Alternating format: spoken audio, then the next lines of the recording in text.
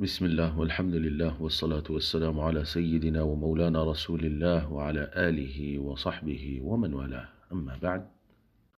ایک شخص کا کہنا ہے کہ بڑے بڑے اولیاء کرام کے امام احمد ابن حنبل اپنی کتاب فضائل الصحابہ میں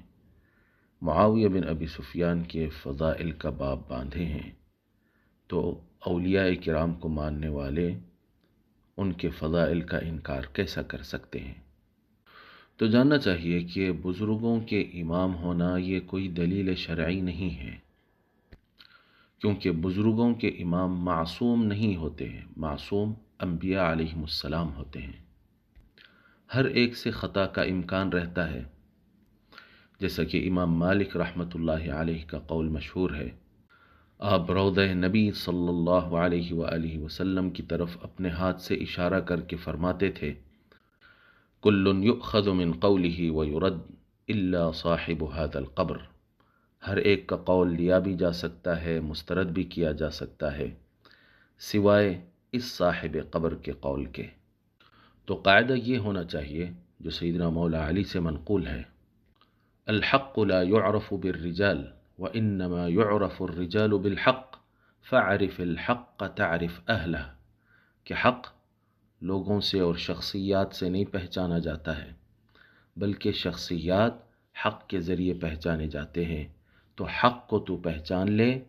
تجھے حق والوں کی پہچان ہو جائے گی۔ اور ہمیشہ حقیقی اہل سنت والجماعت کا یہی طریقہ رہا ہے۔ اب دیکھیے، امام اعظم ابو حنیفہ رضی اللہ تعالی عنہ کے کتنے اقوال کو احناف خود مسترد کرتے ہیں، اور دیگر امام مالک، امام شافعی، امام احمد بن حنبل کے اقوال کو مسترد کرتے ہیں، بلکہ حنفی بنتا ہی نہیں ہے جب تک کہ ان کے اقوال کو مسترد نہ کرے، اور مالکی اس وقت تک بنتا ہی نہیں ہے جب تک کہ دیگر مذاہب کے ائمہ کے اقوال کو مسترد نہ کرے۔ اگر سب اماموں کی بات قبول کر لے تو وہ کسی مذہب کا ہی باقی نہیں رہے گا۔ تو اماموں کے بعض اقوال کو لینا اور بعض اقوال کو مسترد کرنا، یہی سنیت کی پہچان ہے، یہی اہل حق کی پہچان ہے، کیونکہ حق ان کے پاس سب سے زیادہ مقدم رہتا ہے۔ وہ حق کو پہچانتے ہیں، پھر حق کے ذریعے کون حق پر ہے اس کو پہچانتے ہیں، نہ کہ یہ بزرگ ہے تو لہذا جو کچھ یہ کہہ رہے ہیں سب کچھ صحیح ہے، اس طرح کہہ کے ہر چیز قبول کر لیتے ہیں۔ لیکن ساتھ میں یہ بھی یاد رہے کہ یہ اہل علم کا کام ہے، ہر عام آدمی اور جاہل انسان کا کام نہیں ہے۔ دو تین مثالیں اس متعلق اگر لے لی جائیں کہ کس طرح ائمہ اور بزرگان دین کے اقوال کو مسترد کرنا پڑتا ہے، تو بات واضح ہو جائے گی۔ امام غزالی رحمۃ اللہ علیہ، جو امام احمد کی طرح فقہ یا عقیدہ کے امام نہیں ہے، بلکہ خود بزرگان دین کے جو سلاسل تصوف ہیں اس کے امام ہیں۔ آپ کا ایک فتویٰ ہے جو آپ کی طرف منسوب ہے، جس کو علامہ ابن طولون نے قید الشرید من اخبار یزید کے صفحہ 57 سے لے کے 59 تک ذکر کیے ہیں، اور اسی طرح وفیات الاعیان میں ابن خلکان ذکر کیے ہیں کہ یزید ایک مسلمان تھا اور کسی مسلمان معین پر لعنت نہیں کی جا سکتی ہے، جو لعنت کرے گا وہی ملعون ہو جائے گا۔ اور مزید آپ اس میں فرماتے ہیں کہ یزید کفر پر مرا، اس کا کوئی ثبوت موجود نہیں ہے، تو وہ اسلام پر مرا ہے، اور اگر وہ اسلام پر مرا ہے تو وہ مسلمانوں میں سے ہے، اور مسلمانوں پر ترحم کرنا یعنی رحمت اللہ علیہ کہنا جائز ہے بلکہ مستحب ہے۔ اب کیا ہم یہ بات کو قبول کر لیں گے کیونکہ امام غزالی رحمۃ اللہ علیہ جیسی شخصیت نے یہ بیان کیا ہے؟ ہرگز قبول نہیں کریں گے۔ وہ سارے بزرگوں کے امام ہونے کے باوجود بھی مسترد کریں گے اس کو، نہ صرف مسترد کریں گے بلکہ یزید لعین پہ اور زیادہ لعنت کریں گے۔ اور اسی طرح المحلب بن احمد، شارح صحیح بخاری، جن کی شروحات کو سب سے زیادہ حافظ ابن حجر العسقلانی فتح الباری شرح صحیح البخاری میں نقل کرتے ہیں، یعنی شارح بخاری امام ابن حجر کے جو شرح بخاری میں بھی امام ہیں وہ ہے المحلب بن احمد۔ یہ محلب بن احمد کا قول امام ابن حجر عسقلانی شرح صحیح البخاری فتح الباری میں حدیث نمبر 2766 کے تحت جو ہے ذکر کرتے ہیں کہ اس حدیث کے اندر یزید و ابو یزید کی منقبت موجود ہے. فی هذا الحدیث منقبت لمعاویہ لأنه اول من غزا البحر ومنقبت لولده یزید. تو کیا آپ شارح بخاری محلب بن احمد کیونکہ وہ حدیث کی شرح کرنے والوں کے امام ہے اس لیے ان کی بات کو قبول کر لیں گے کہ یزید کی منقبت بخاری شریف میں موجود ہے؟ نہیں، وہ شراح کے امام ہونے کے باوجود بھی ان کے قول کو مسترد کر دیں گے.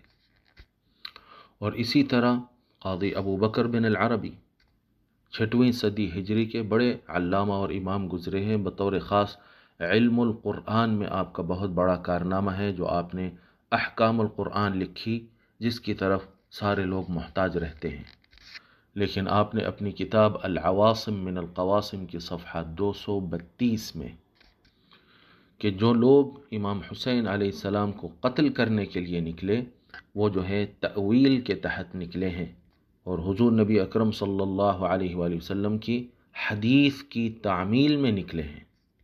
اور آپ حدیث نبی صلی اللہ علیہ وسلم نقل کرتے ہیں کہ اگر یہ امت کسی شخص پر جمع ہو جائے اور اس کی حکومت کے لیے بیعت کر لے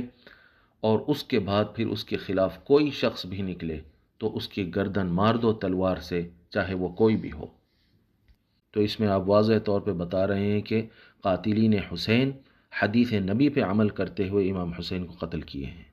تو کیا آپ اس بات کو قبول کر لیں گے؟ نہیں، ہرگز قبول نہیں کریں گے.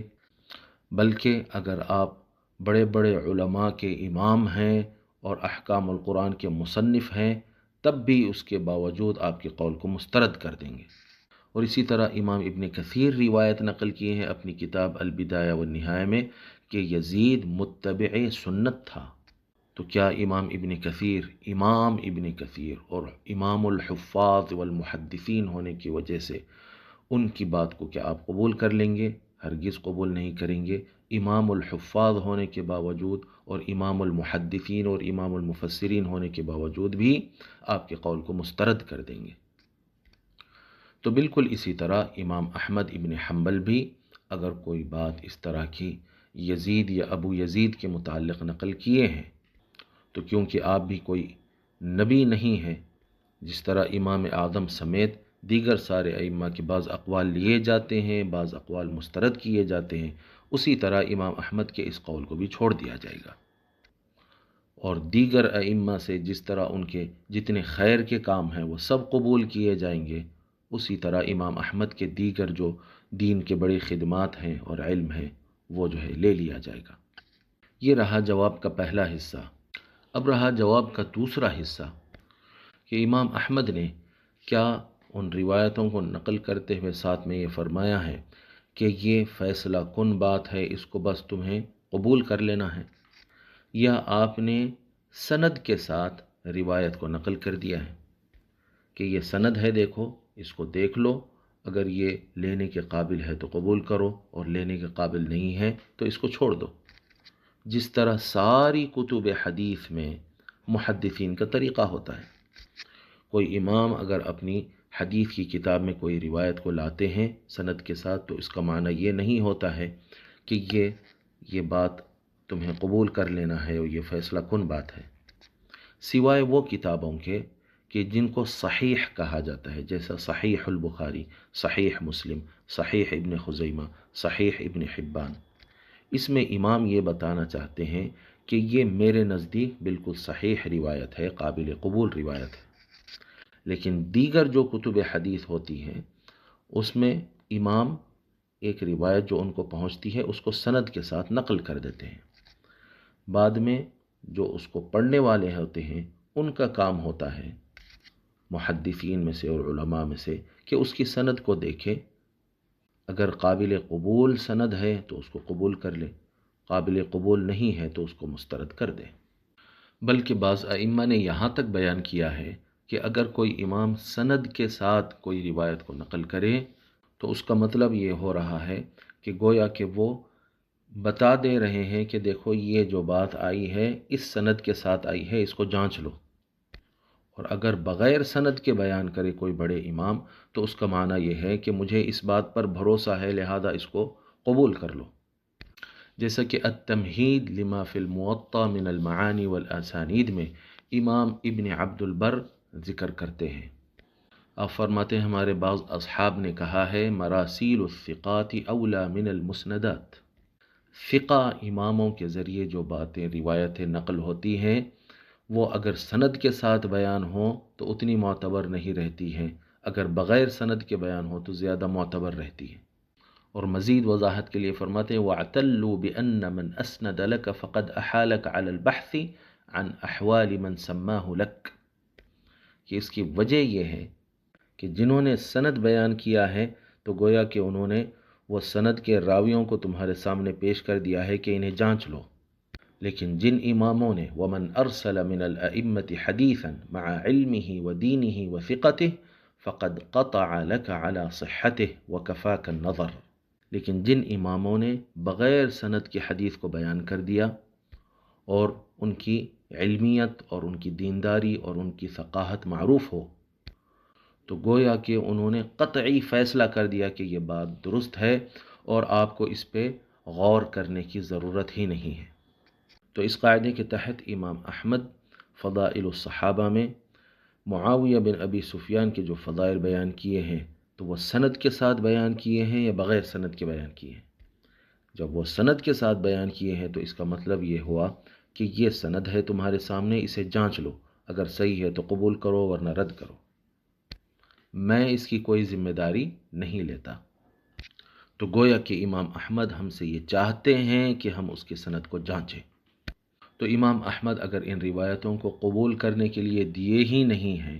بلکہ جانچنے کے لیے دیے ہیں تو ان کو قبول کرنا لازم کیسا ہو جائے گا؟ تو ان روایتوں کو قبول نہیں کرنا ہے بلکہ مشکوک جان کے ان کی تحقیق کرنا ہے۔ یہ ہوا جواب کا دوسرا حصہ۔ اور تیسرا اور آخری حصہ اس کے جواب کا یہ ہے کہ جب امام احمد چاہتے ہیں کہ ان کی اسانید کو جانچیں، فضائل الصحابہ میں امام احمد بن حنبل معاویہ بن ابی سفیان کی فضائل میں جو احادیث لائے ہیں ان کو جب ہم جانچنے کے لیے آتے ہیں تو سب سے پہلے دیکھتے ہیں کہ ائمہ اعلام نے معاویہ بن ابی سفیان کی فضیلت میں جو احادیث آئی ہیں ان کے متعلق کیا کہے ہیں۔ تو ہمیں ائمہ اعلام کی ایک بڑی تعداد ملتی ہے جو یہ کہتے ہیں کہ معاویہ بن ابی سفیان کے متعلق کوئی بھی صحیح حدیث موجود نہیں ہے۔ اور یہ بات کہنے والے ائمہ کی لسٹ اگر ہم دیکھیں گے تو سب سے پہلے سر فہرست امام احمد بن حنبل کے ہم عصر اور ہم پلہ امام اسحاق بن راہویہ، پھر امام نسائی، پھر امام حاکم، پھر امام ابن الجوزی، پھر امام ابن عراق الکنانی، پھر امام اللغہ امام فیروز آبادی، پھر امام ابن حجر العسقلانی، پھر خود علامہ ابن تیمیہ، پھر امام عینی، پھر امام جلال الدین السیوطی، پھر امام العجلونی۔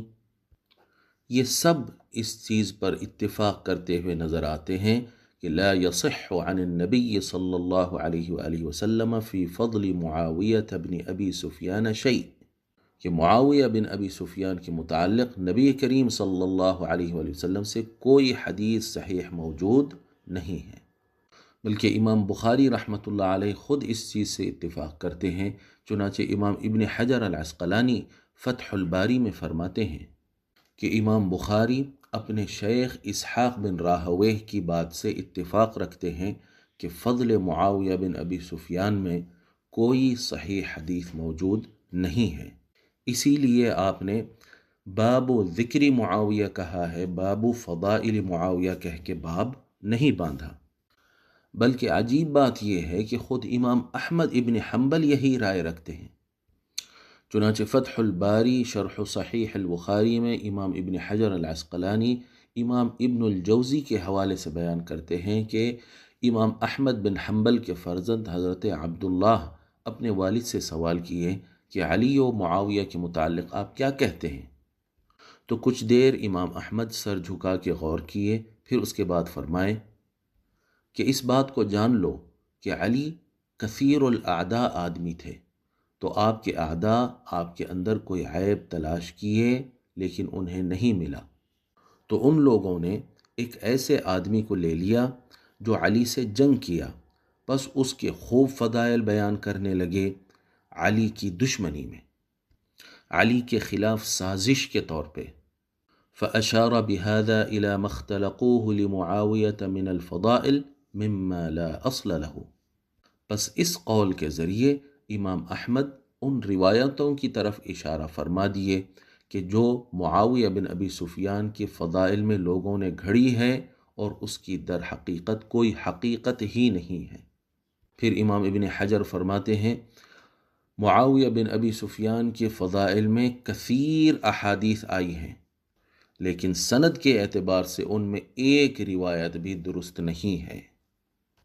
اور امام ابن اسحاق اور امام نسائی اور ان کے علاوہ ائمہ کا یہی قطعی فیصلہ ہے، آپ فرماتے ہیں۔ اب یہ عبارت کے ذریعے ہمیں پتہ چل جاتا ہے کہ خود امام احمد ابن حنبل اگرچہ کہ وہ روایتوں کو نقل کیے ہیں، جیسا کہ محدثین کا طریقہ ہوتا ہے کہ وہ روایت کو مانتے ہوں یا نہیں مانتے ہوں، سند کے ساتھ اس کو نقل کر دیتے ہیں، اس طرح امام احمد نے نقل تو کیا ہے لیکن خود آپ اس کو تسلیم نہیں کرتے تھے، بلکہ اس کو صرف مولا علی بن ابی طالب علیہ السلام کے خلاف ایک سازش سمجھتے تھے۔ اب احادیث فضائل معاویہ کے متعلق کثیر تعداد میں ائمہ کی رائے معلوم ہونے کے بعد جواب کے تیسرے حصے کی طرف آ جاتے ہیں کہ ائمہ اعلام کا یہ کہنا کہ معاویہ بن ابی سفیان کے متعلق کوئی حدیث صحیح موجود نہیں ہے، اس کا فن حدیث کے لحاظ سے کیا معنی ہے؟ کیا یہ معنی ہے کہ اگر صحیح نہیں ہے تو حسن موجود ہوگی، جیسا کہ بعض لوگوں نے ناکام کوشش کی، یا پھر اس کا معنی یہ ہے کہ وہ روایت من گھڑت ہے؟ تو آئیے دیکھتے ہیں ایک کتاب علوم الحدیث کی، قواعد فی علوم الحدیث، علامہ ظفر احمد عثمانی التھانوی کی، جس پر تحقیق ہے امام محمد زاہد الکوثری اور علامہ عبد الفتاح ابو غدہ رحمۃ اللہ علیہما کی۔ اس کتاب کے صفحہ نمبر 282 پر آتا ہے اذا قالوا فی کتب الضعفاء او الموضوعات هذا الحديث لا يصح او لا يثبت فمعناه انه موضوع، اگر ان کتابوں میں جس میں ضعیف راویوں کو یا موضوع اور من گھڑت روایتوں کو ذکر کرنے کے لیے تصنیف کی گئی ہے، یہ کہا جائے کہ یہ حدیث صحیح نہیں ہے یا ثابت نہیں ہے، تو اس کا معنی یہ ہوتا ہے کہ وہ من گھڑت ہے، اور اگر کتب احکام میں یہ بات کہی جائے تو اس کا معنی یہ ہوتا ہے کہ اگر وہ صحیح نہیں ہے تب بھی حسن درجے کی احادیث موجود ہیں۔ اسی بات کے تحت شرح میں علامہ عبد الفتاح ابو غدہ فرماتے ہیں کہ اگر لا یصح یا لا یثبت یا لم یصح او لم یثبت او لیس بصحیح او لیس بثابت وغیرہ اس طرح کی تعابیر اگر بیان کی جائیں، اگر وہ کتب ضعفاء یا متروکین اور وضاعین میں ذکر کی جا رہی ہے تو اس سے مراد یہ ہے کہ وہ حدیث موضوع ہے۔ پھر امام کوثری رحمۃ اللہ علیہ کا قول آپ نقل کرتے ہیں کہ جب لا یصح او لا یثبت کہتے ہیں، اگر وہ کتب موضوعات میں آ جائے یا کتب ضعفاء میں آ جائے تو اس کا معنی یہ ہوتا ہے کونہ مکذوبا، کہ وہ روایت جھوٹی ہے۔ پھر مزید مقالات الکوثری کے حوالے سے امام کوثری کا قول نقل کرتے ہیں ان قول النقاد فی الحدیث، کہ حدیث پر تنقید کرتے ہوئے جو ائمہ لا یصح کہتے ہیں، اس کا معنی ہوتا ہے انہ باطل، کہ وہ روایت باطل ہے اگر وہ ضعفاء اور متروکین کی کتابوں میں آئے، نہ کہ اس کا معنی یہ ہوتا ہے کہ وہ حسن ہے اگرچہ کہ صحیح نہیں ہے۔ اب اس قاعدے کو پیش نظر رکھتے ہوئے جب ہم امام اسحاق بن راہوے، امام ابن الجوزی، امام ابن عراق الکنانی، امام عجلونی، امام جلال الدین السیوطی کہ لم یصح فی فضل معاویہ بن ابی سفیان شیء، کہ لم یصح یہ قول کو یہ ائمہ اعلام اپنی کتب ضعفاء میں اور کتب موضوعات میں جو ہے ذکر کیے ہیں، اور کتب جرح و تعدیل میں ذکر کیے ہیں، جس کا معنی یہ ہوتا ہے کہ فضائل معاویہ بن ابی سفیان کے متعلق جتنی روایتیں آئی ہیں وہ پوری کی پوری صحیح نہیں ہے، کا مطلب من گھڑت اور جھوٹی اور باطل روایتیں ہیں۔ تو اس کا مطلب یہ ہوا کہ امام احمد بن حنبل فضائل الصحابہ میں جو معاویہ بن ابی سفیان کی فضائل میں روایتیں لائے ہیں وہ موضوع، من گھڑت اور جھوٹی اور باطل روایتیں ہیں۔ اب جواب کے چوتھے اور آخری حصے کی طرف آ جاتے ہیں، اور تیزی سے جو روایتیں فضائل الصحابہ میں ابن ابی سفیان کے متعلق آئی ہیں ان کے سند اور ان کے راویوں پر ایک طائرانہ اور تیزی سے نظر ڈال لیتے ہیں کہ ان سندوں کا اور ان راویوں کا کیا حال ہے۔ پہلی روایت ہے حدیث نمبر 1748، 1748۔ اس کی جو سند ہے اس میں ایک راوی ہے جس کا نام ہے الحارث بن زیاد۔ اس کے متعلق امام ابن عبد البر الاستیعاب فی معرفت الاصحاب میں فرماتے ہیں فیہ الحارث بن زیاد مجہول، کہ یہ حارث بن زیاد مجہول راوی ہے، معلوم ہی نہیں ہے کہ کون آدمی ہے یہ، جس کی وجہ سے یہ روایت غیر معتبر ہو جاتی ہے۔ دوسری روایت کی سند میں شریح بن عبید روایت کر رہے ہیں کہ اللہ کے رسول صلی اللہ علیہ وآلہ وسلم نے معاویہ بن ابی سفیان کی فضیلت میں حدیث بیان کی۔ حالانکہ شریح بن عبید نہ اللہ کے رسول سے حدیث سنے ہیں نہ کسی صحابی سے کوئی حدیث سنے ہیں، جیسا کہ تاریخ دمشق میں امام محمد بن عوف الحمصی رحمۃ اللہ علیہ فرماتے ہیں کہ شریح بن عبید صحابہ میں سے کسی سے کچھ بھی نہیں سنے ہیں، اگر سنتے ہوتے تو وہ سمعتو کہتے تھے کہ میں نے سنا، لیکن انہوں نے ایسا نہیں کہا، جس سے معلوم ہوتا ہے کہ وہ کسی صحابی سے کچھ بھی نہیں سنے۔ تو جو شخص صحابہ سے ہی نہیں سنا ہے وہ نبی کریم صلی اللہ علیہ وآلہ وسلم سے کیسے سن لیا کہ وہ معاویہ بن ابی سفیان کی فضیلت بیان کر رہے ہیں؟ تو اس سند کی دو کڑیاں غیر موجود ہے۔ اب تیسری روایت کو لا کر امام احمد بن حنبل خود اس کے اندر یہ واضح کر دیتے ہیں کہ جبل بن عطیہ مسلمہ بن مخلد سے روایت کرتے ہیں یا پھر کسی ایک آدمی سے روایت کرتے ہیں۔ اب یہ آدمی کون ہے آپ نے بیان نہیں فرمایا، تو گویا کہ آپ جو ہے یہ روایت کے مشکوک ہونے کو اس طرح ظاہر فرما دیا، تو اس طرح یہ روایت بھی غیر معتبر ہو گئی۔ اب فضیلت میں جو روایت امام احمد لائے ہیں ان کے سندوں کا یہ حال ہے، جبکہ اس کے مقابل مذمت میں جو احادیث آئی ہیں